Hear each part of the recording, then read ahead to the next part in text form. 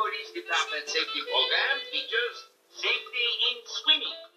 As you know, water is very beneficial when you use it correctly. But, of course, some people use it for drowning, so you should never go into the water if you can't swim.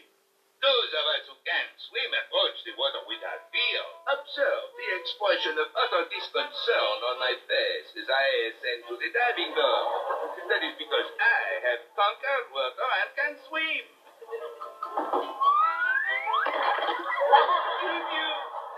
Where is the water? Oy, frijoles. Didn't you know I was cleaning the pool? All right, you pusillanimous big vagrant. I'm taking you in. In case you get any ideas about escaping, I'm going to handcuff us together. There. Now, come along quietly. Oh, the cunning big rat.